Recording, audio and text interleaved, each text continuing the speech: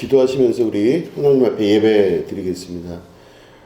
하나님 아버지, 오늘도 우리와 함께 하심을 감사드립니다. 하나님, 특별히 수요일 우리가 하나님 전에 함께 모여 예배 드립니다. 예배 가운데 좌정하시고 주님의 거룩한 음성을 듣는 귀한 시간 되게 하시며 성령 하나님의 역사가 우리 가운데 일어나며 말씀이 생각나고 떠올라 우리의 삶 가운데 주께서 이끄시는 이끄심을 경험하는 축복의 시간 될 수 있도록 역사하여 주시옵소서. 감사드리며 예수님의 이름으로 기도드립니다. 아멘. 우리 하나님 말씀 함께 보시겠습니다. 사도행전 4장 1절부터 11절까지의 말씀입니다. 사도행전 4장 1절부터 11절 말씀을 우리 교독하도록 하겠습니다. 사도들이 백성에게 말할 때에 제사장들과 성전 맡은 자와 사두개인들이 이르러 예수 안에 죽은 자의 부활이 있다고 백성을 가르치고 전함을 싫어하여 그들을 잡음에 날이 이미 저물었으므로 이튿날까지 가두었으나 말씀을 듣는 사람 중에 믿는 자가 많으니 남자의 수가 약 5천이나 되었더라. 이튿날 관리들과 장로들과 서기관들이 예루살렘에 모였는데 대제사장 안나스와 가야바와 요한과 알렉산더와 및 대제사장의 문중이 다 참여하여 사도들을 가운데 세우고 묻되 너희가 무슨 권세와 누구의 이름으로 이 일을 행하였느냐? 이에 베드로가 성령이 충만하여 이르되 백성의 관리들과 장로들아 만일 병자에게 행한 착한 일에 대하여 이 사람이 어떻게 구원을 받았느냐고 오늘 우리에게 질문한다면 너희와 모든 이스라엘 백성들은 알라. 너희가 십자가에 못 박혔고 하나님이 죽은 자 가운데서 살리신 나사렛 예수 그리스도의 이름으로 이 사람이 건강하게 되어 너희 앞에 섰느니라. 이 예수는 너희 건축자들의 버린 돌로서 집 모퉁이의 머릿돌이 되었느니라. 아멘. 예, 오늘은 건축자들의 버린 돌이라는 제목 가지고 함께 말씀을 나누도록 하겠습니다. 사도행전 4장 우리가 1절부터 11절까지 읽었는데요. 1절부터 4절 내용에는 이제 그런 말씀이 나옵니다. 예수님께서 죽은 자 가운데서 살아나시고 부활을 하셨습니다. 그런데 죽은 자 가운데서 부활하셨다는 그 사실을 제자들이 백성에게 가르치고 이렇게 전하고 전도하고 했는데 사두개인들이나 제사장들이나 이런 사람들이 그걸 싫어했대요. 아주 싫어했다고 기록하고 있습니다. 그래서 그 부활하셨다는 사실을 전하는 이 제자들을 잡아다가 가두었다고 하고 있습니다. 그래서 이튿날까지만 가두고 그렇게 했는데 4절 말씀해 보니까 막 그 핍박이 이제 시작이 된 거죠. 예수님 부활하셨다고 이렇게 예수님 제자들이 전하고 다니는데 막 사람들이 시켜가지고 이 사람들을 감옥에다 집어넣고 했다는 거죠. 그런데 4절 말씀을 보면 말씀을 들은 사람 중에 믿는 자가 많으니 남자의 수가 약 5천이나 되었더라 이렇게 되어 있습니다. 그러니까 막 전도하다가 끌려가서 감옥에 갇히게 되고 이렇게 일이 일어나는데 그러니까 서슬퍼런 그 시기죠. 그 말씀을 듣는 자나 혹은 전하는 자나 감옥에 갇힐 위험에 처한 그런 위험한 순간입니다. 그런데 희한한 것은 그렇게 참혹한 상황이 진행되는 위험 부담이 막 많아지고 어려움이 많아지는 그 시기에 그 예수님의 부활하심을 믿는 사람들이 점점점 늘어나서 남자만 5천 명이 되었더라 이렇게 기록하고 있습니다. 그러면은 대략 여자와 또 아이들까지 노인까지 숫자를 대략 합하면 한 2만 명, 3만 명 이상이 되지 않았을까라고 추정을 하는 거죠. 그러니까 이 사람들이 새롭게 믿게 된 사람들입니다. 이걸 보면요, 우리가 무엇을 알 수 있냐면은 하나님의 역사는 어려울수록 더욱더 빛을 발하시더라는 것이죠. 마음이 편하고 삶이 윤택해지면 하나님의 말씀이 말씀처럼 들리지 않는 경우가 많이 있습니다. 오히려 예수 믿는다고 핍박을 받거나 고난을 당하는 그 시기에 예수님의 말씀이 더욱더 강력하게 전달이 되고 또 사람들 마음속에서도 강력하게 그 말씀이 역사하는 것을 볼 수가 있는 것입니다. 예수님 부활하셨다고 전하는 그 전도자들이 감옥에 갇히는 그런 엄혹한 상황에서 또 그 말씀 듣고 그 말씀을 그대로 전달하는 사람까지도 다 잡혀가는 그 시기에 이렇게까지 복음이 창궐했다는 것은 굉장하게 중요한 의미를 두고 있는 것입니다. 이 말씀을 우리가 생각을 해본다면은 우리가 무엇인가가 채워진다고 해서 그 사람 영혼이 만족하거나 채워지는 건 절대 아니라는 것입니다. 무언가 안전하고 안정된 시간이 지나면 그런 생활을 겪으면서 뭔가 하나님 그때쯤 되면 잘 믿을 것 같고 그때쯤 되면 무언가가 더 하나님 뜻을 잘 할 수 있을 것 같은 생각이 많이 들죠. 이렇게 전도를 저도 이렇게 하다 보면은 그런 얘기 하는 사람 많습니다. 아예 좀 풀리면 조금만 좀 일이 정리되면 제가 교회도 나가고 또 이렇게 하죠. 이런 사람 참 많이 봤습니다. 그래서 조금만 좀 정리되고 조금만 마음 편하면은 이제 그때쯤 되면 제가 교회 가서 봉사도 하고 또 헌금도 하고 뭐 좋은 일 다 하고 싶다고 자기도. 근데 지금은 그럴 여건이 아니다. 이런 이야기를 하는 걸 많이 듣습니다. 그런데 결국은 그런 사람들이 교회에 나온 경우는 별로 본 적이 없어요. 그리고 교회 나와서도 뜨겁지도 않고 별로 관심도 없습니다. 그러니까 중요한 것은 바로 우리 안에 가난함이 굉장히 중요하다는 것입니다. 예수님께서 말씀하시기를 마음이 가난한 자는 복이 있다 그러셨습니다. 그런데 어떤 면으로 봐도 마음이 가난한 게 복이 있을 리가 없어요. 마음이 가난하면요, 모든 게 항상 내 안에서 결핍되어 있기 때문에 자꾸 뭔가가 찝찝하고 구하고 싶고 불편하고 이런 일들이 있다는 뜻이겠죠. 그런데 예수님이 말씀하시길 그런 사람이 오히려 복이 있다 이렇게 말씀을 하셨습니다. 애통하는 자도 복이 있다고 하셨어요. 애통하는 자가 어떻게 복이 있겠습니까? 억울하고 분하고 힘들고 참 속상한 일이 많은데 그게 애통하는 사람이 어떻게 복이 있겠습니까? 그런데 예수님 말씀을 가만히 생각을 해보면 이 사도행전에 있는 이 부흥의 역사가 어떤 환경에서 이루어졌나 보면 먹고 살만하고 그냥 뭐 모든 게 다 뜻대로 이루어지고 하는 곳에서 복음이 받아들여진 것이 아니라 엄혹한 상황에서 복음이 받아들여진 겁니다. 예수님 부활하셨다고 하면은 잡아가고 감옥에 집어넣고 사람들로부터 왕따를 당하기를 하고 뭐든지 어디 가도 뭐 요즘 말로 하면 취직도 안 되고 돈벌이도 안 되고 그리고 AD 70년이 넘어가는 그때 예수님 부활하신 이후에 한 40년, 30년 정도 흐른 후에 보면은 사자밥이 됐어요. 예수 믿는다고 하면. 그런데 사자밥이 되는 그 순간까지도 복음의 이 전파가 더 확실하게 넓어졌다는 걸 보면 사람이 편한 것이 복이 아니라는 것입니다. 살만하고 먹고 살만하고 인생에 특별한 고민 없고 그저 모든 것들이 평안하기 때문에 교회도 교회인 것이지 뭐 특별한 게 아닌 경우가 되는 것이 큰 복은 아니더라는 것입니다. 그래서 그 말씀을 기초로 보면 하나님께서 우리에게 허락하시는 시험과 어려움과 환난의 순간들이 있습니다. 각 가정마다 혹은 개인마다 우리 모두에게 마음의 불편함을 주는 그런 순간들이 참 많이 있습니다. 그런데 이 불편함이 있고 어려움이 있는 그 순간을 우리는 개인적으로 되게 힘들어해요. 힘들고 참 괴롭고 참 이게 좀 지나갔으면 좋겠고 왜 그 많은 사람 중에 나에게 이런 일이 벌어지는지 뭐 이런 생각을 할 때도 있습니다. 그런데 이 말씀을 우리가 들으면 생각을 바꿔야 되겠죠. 아, 복이 있는 거구나. 이걸 바꾸셔야 돼요. 아, 내가 지금 복이 많은 사람이구나. 참 이상하게 힘든 일이 있지? 복이 많구나. 어느 날 보니까 아주 속이 상해서 억울한 일이 생겼어요. 이건 누구한테 말도 못하겠어요. 그럼 뭐예요? 어떤 사람이 되는 거예요?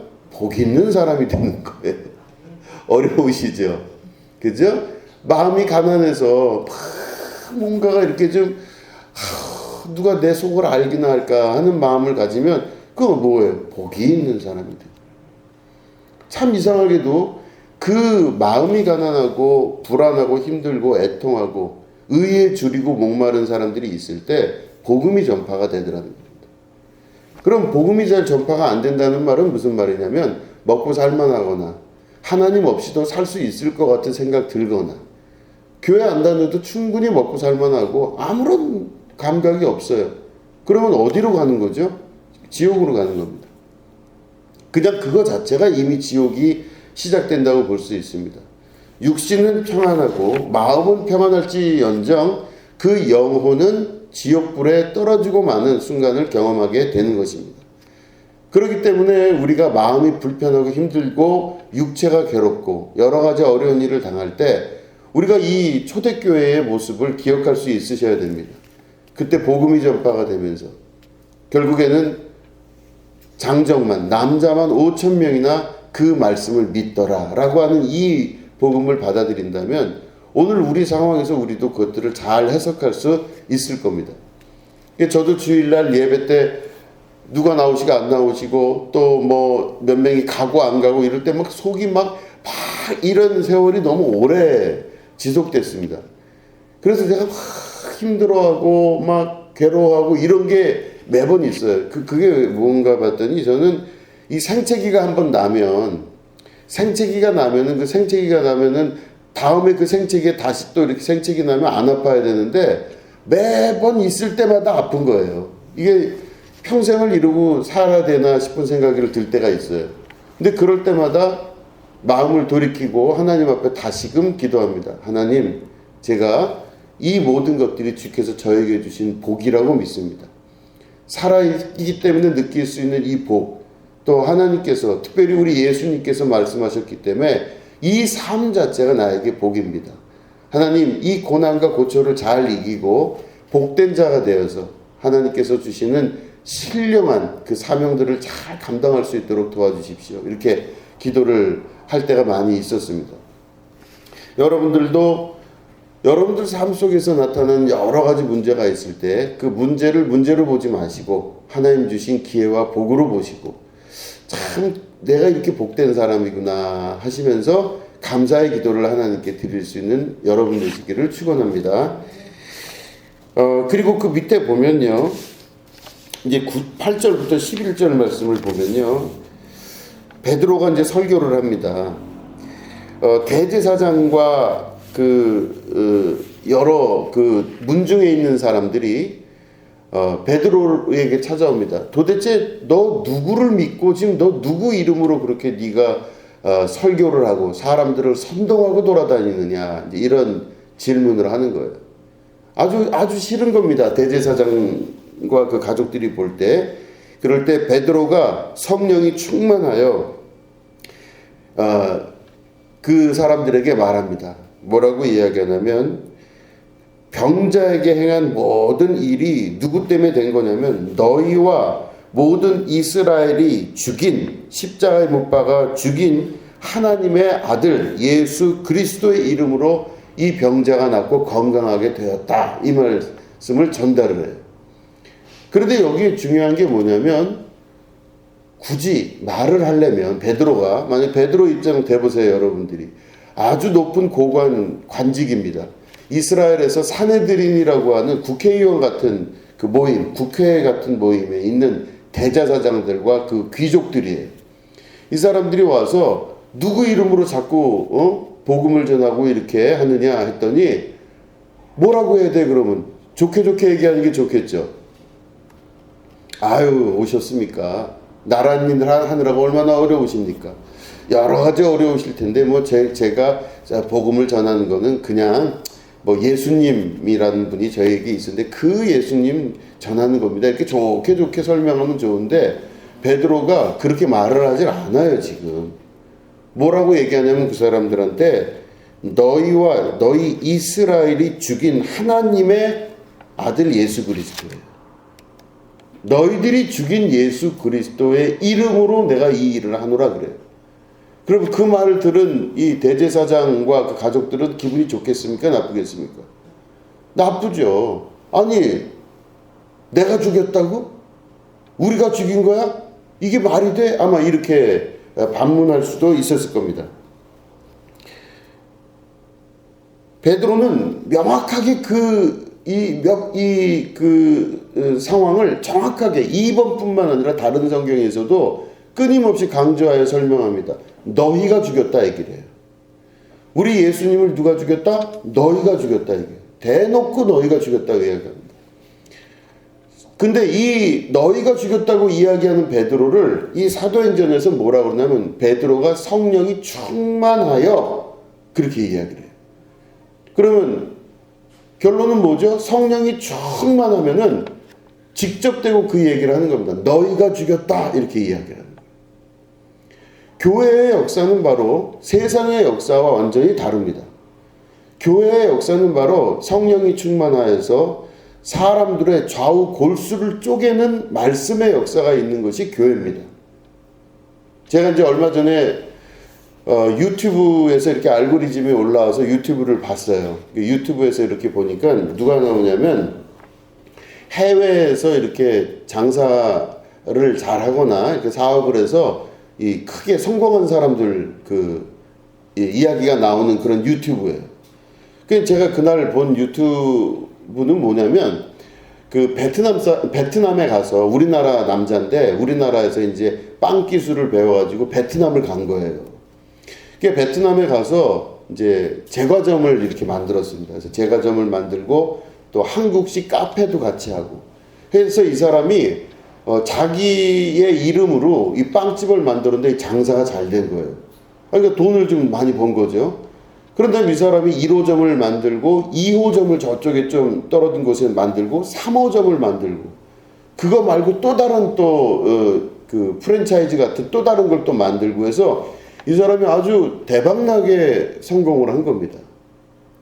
그래서 성공을 해서 막 그냥 사람들이 팔팔팔팔 해요. 막 직원들도 많고 뭐 베트남 사람들이 와서 그냥 다 빵을 먹는데 너무너무 맛있다 그러고 막 성공한 사람이에요. 그래서 이제 그 사람의 매장을 쭉 이렇게 둘러보면서 이 유튜버가 이제 인터뷰를 계속 했죠. 하면서 이제 맨 마지막에 그런 걸 물어봤어요. 한국에 있는 사람들 중에 한국 분들 중에 베트남에 나중에 와서 혹은 외국에 와서 사업하기를 원하는 사람들은 어떻게 했으면 좋겠냐 하는 그 사람들에 대해서 이제 선배로서 한번 얘기를 좀 해달라 그렇게 얘기를 합니다. 그러니까 이 사람이 그런 얘기를 해요. 참 그 이야기가 제 인상에 남았는데 우리 다 알고 있는 내용이에요. 뭐라고 이야기하냐면 많은 한국 사람들이 실수하는 것 중에 하나가 자기가 잘하는 걸 가지고 와서 잘한다고 생각하고 그 외국 땅에서 잘하는 걸 한다는 거예요. 내가 김치찌개를 잘 끓이면 우리나라에서 거기서 김치찌개 가게를 할 생각을 하고 뭐 빵을 잘 만들면 빵 만드는 생각만 한다는 거예요. 그런데 그게 잘못됐다는 거죠. 먼저 생각해야 될 거는 내가 잘하는 게 중요한 게 아니라 베트남 사람들이 뭘 원하냐를 찾아야 된대요. 그래서 베트남 사람들이 어떤 종류의 빵을 원하는지 어떤 종류의 카페를 원하는지를 먼저 파악하고 알아야 그것대로 맞춰주면 이 가게가 성공하고 사업이 잘 될 수 있다 그런 거예요. 당연한 얘기죠. 당연한 얘기죠. 그래서 제가 그거를 보면서 아 그렇구나 이렇게 감동을 받았어요. 그러면서 뭘 생각했냐면 교회는 어떤 것인가 생각을 해봤습니다. 교회는 어떻게 해야 되죠? 성도들의 구미와 성도들의 요구 조건을 잘 맞춰서 해야 되죠. 아닌 것 같으세요? 제가 그러면서 그 영상을 보고 다시 성경을 읽고 하나님 앞에 기도를 하고 그랬습니다. 도대체 교회는 어떤 것인가? 근데 세상의 모든 질서는 그렇게 돼 있어요. 세상 모든 질서는요, 그 사람이 잘하는 것도 있지만 그 주인이 잘하는 것보다 우리 일반 소비자를 위해서 그들이 존재해야 돈을 버는 거예요, 사실은. 이게 서비스업이죠. 그렇게 해야 돈도 벌고 뭐도 하고 뭐 이렇게 다 되는 겁니다. 그런데 세상의 모든 질서와 경제 질서는 그렇게 운영이 되고 있지만 교회는 그렇지가 않다는 겁니다. 교회는 사람들의 필요를 채우는 것이 아니라 하나님의 뜻을 채우는 곳이 교회입니다. 그래서 사람들보다 더 중요한 게 하나님 뜻이에요. 그러니까 이 베드로 같은 경우도 그 베트남에서 성공한 사업가의 입장에서 보면은 잘못하고 있는 거예요. 베드로가 그렇게 설교하면 안 됩니다. 베드로가 거기 있는 대제사장들과 그 대제사장들의 가족들을 향해서 그렇게 이야기하면 안 돼요. 당신이 예수를 죽였고 당신들 모두가 죽인 그 예수님 이름으로 내가 이 모든 병을 고치고 이 일을 하는, 이렇게 말하면 안 되는 거예요. 그 사람의 입장에서, 베트남 사람의 그 성공한 사람의 입장에서 보면.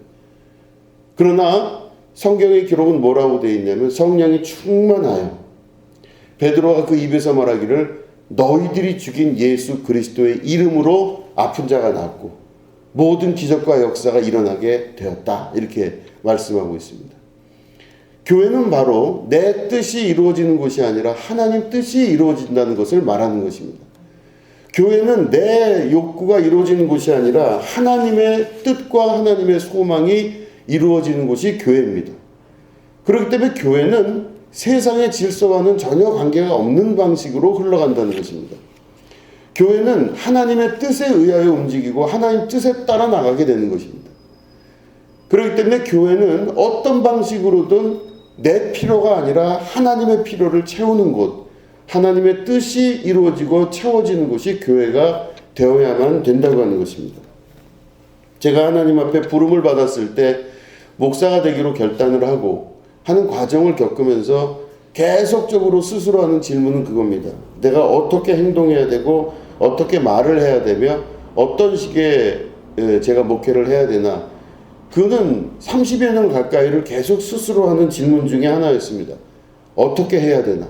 어떻게 해야 되나? 저는 그런 부분에 예민한 면이 있어서 처음에 목회를 나갔을 때도 굉장히 어떻게 해야 될지 고민이었었어요. 시골교회 처음 목회를 나갔을 때 이 예배 끝나고 성도들과 어떻게 악수를 해야 되는지가 아주 애매했어요. 두 손으로 해야 되나? 한 손으로 해야 되나? 고개를 15도를 숙여야 되나? 40도를 고개를 숙여야 되나? 어떻게 인사를 해야 되지?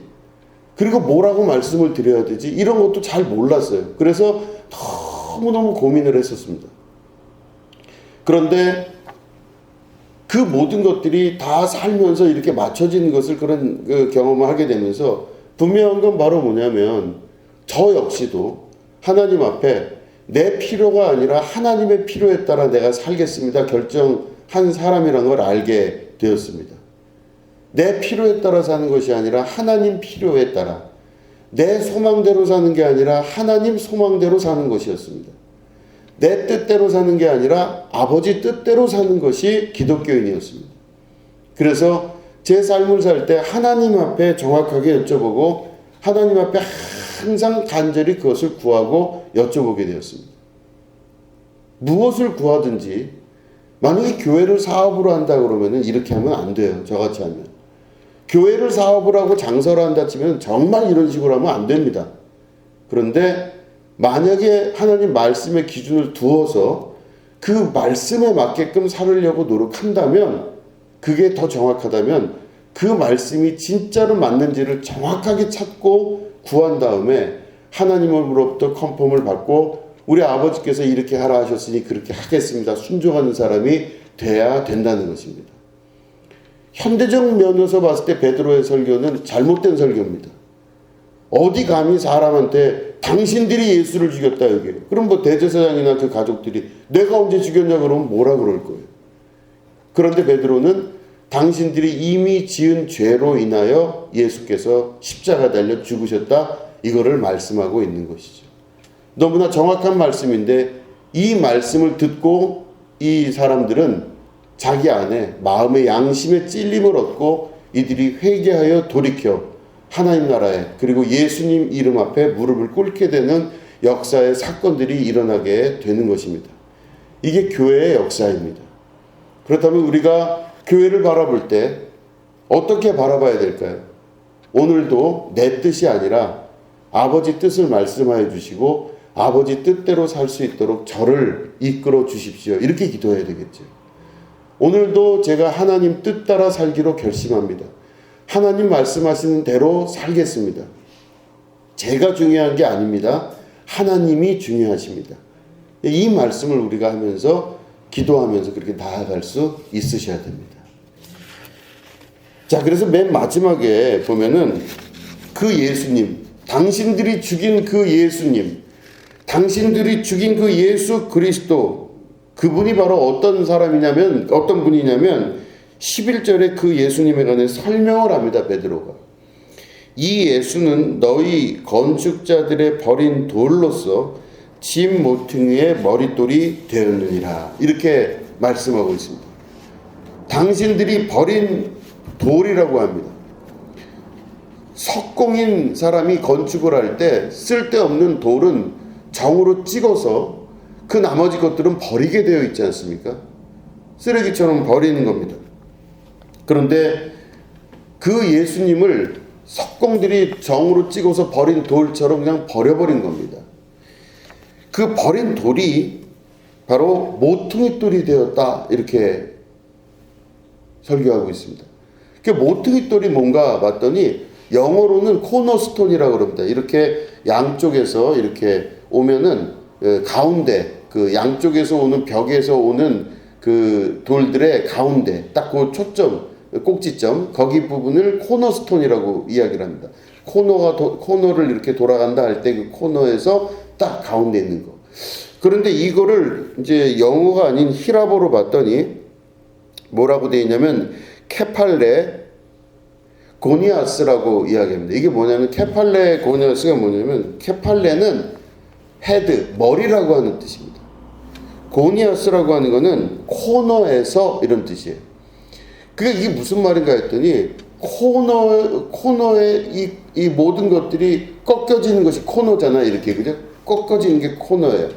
꺾어지는 것의 마지막 제일 중심되는 부분이에요. 그러니까 제가 요거를 다시 한번 뒤져봤더니 모퉁이 돌이란 말이 뭔가 했더니, 여러분 유럽이나 뭐 이런 건축들 보면, 뭐 유럽에서 이제 성당 같은데 이런 건축이나 뭐 이런 그 성벽 건축을 보면 아치형이라고 그러죠. 이렇게 문 들어갈 때 문이 돌로 요렇게 돼서 요렇게 내려오는 거 보신 적 있죠? 그죠? 여기서부터 돌이 요렇게 돼서 동그랗게 요렇게 되죠. 그러면 밑에서부터 돌을 한 칸 쌓아서 요게 요렇게 맞춰지잖아요. 그죠? 그리고 이제 혹시 돔이라고 보셨습니까? 돔. 뭐냐면 이렇게 성당인데 동그랗게 생겼어요. 그래서 이 돌로 이 동그랗게 지붕인데, 맨 위에 꼭대기에 있는 지붕인데 동그랗게, 우리 국회의사당 같은, 그죠? 그거 보면 돌로 요렇게 맞춰서 올라가요. 그래서 맨 마지막에 딱 하나가 이제 그 돌이 들어가면 이게 딱 맞춰져요. 그러니까 이게 아주 기가 막힌 그 건축 기술이라고 합니다. 그런데 이 문으로 다시 얘기하자면, 밑에서부터 이렇게 양쪽으로 쌓아가는 그 돌이 쌓아져서 올라가는데 맨 마지막에 가운데 딱 들어가는 돌이 있는데, 그 돌이 곧 모퉁이 돌, 지금 말씀드린 코너스톤이에요. 그럼 이 모퉁이 돌이 도대체 뭐길래 그렇게 중요하다 그러는가 봤더니, 이 모퉁이 돌이 양쪽에서 돌이 이렇게 문으로 쌓아갖고 올라가면서 위로 아치형으로 이렇게 꺾어질 때 양쪽에 있는 그 무게의 그 힘을 이 가운데 돌이 다 받는데, 이쪽에 있는 강력한 그 돌들의 무게, 왼쪽에 있는 강력한 돌들의 무게를 다 받아서 딱 가운데서 이거를 버티고 있는 것, 이게 코너스톤 모퉁이 돌이라고 합니다. 그래서 그 모퉁이 돌은 그 양쪽에서 이렇게 쌓아 올린 돌보다도 훨씬 강력한 돌이 가운데 들어가야 되는 것이라고 이야기를 해요. 근데 그래서 이게 무슨 의미인가 봤더니, 이 모퉁이 돌은 양쪽에 있는 그 돌들의 쌓아짐을 연결해주는 연결의 역할이 있는 거예요. 다리 역할을 하는 겁니다. 양쪽에서 이렇게 올라오는 거를, 그 엄청난 무게를 견뎌가면서 가운데서 양쪽에 있는 것들을 탁 연결시켜주는 그 역할. 이게 모퉁이 돌의 역할이라고 합니다. 예수님이 우리 가운데 오셔서 우리 안에서 그 모퉁이 돌의 역할을 하신다는 건 사람과 하나님 사이가 멀어졌는데, 사람과 하나님 사이가 그토록 멀어져서 더 이상 우리는 하나님과 같이 될 수 없을 뿐더러 우리는 지옥으로 갈 수밖에 없는 인생들인데, 우리들 사이에 중간 다리 역할을 하시는, 중재자 역할을 하시는 분이 예수님이다라고 말하고 선포하고 있는 것입니다. 그 말은 너희들이 갖다 버린 돌 같은 그 예수님이 우리들 사이에, 다시 말해 하나님과 우리 사이에 중재자 역할을 하신 것이다. 이거를 설명을 하고 설교하고 있는 것이죠. 우리와 하나님 사이를 연결하시는 그 예수님은 누구보다 단단하니 양쪽에 있는 힘을 잘 균형적으로 잡으시면서 하나님과 우리 사이를 연결하시는 중재자 역할을 하고 계시는 것입니다. 그런데 그 예수님이 단순히 우리가 그 베드로의 설교만 갖고 이야기를 하는 것이 아니라 이 예수님이 구약 때부터 내려오던 말씀이 이루어지신 하나님의 거룩한 뜻이라고 하는 겁니다. 우리 마지막으로 말씀을 한번 찾아보겠습니다. 이사야서 59장입니다.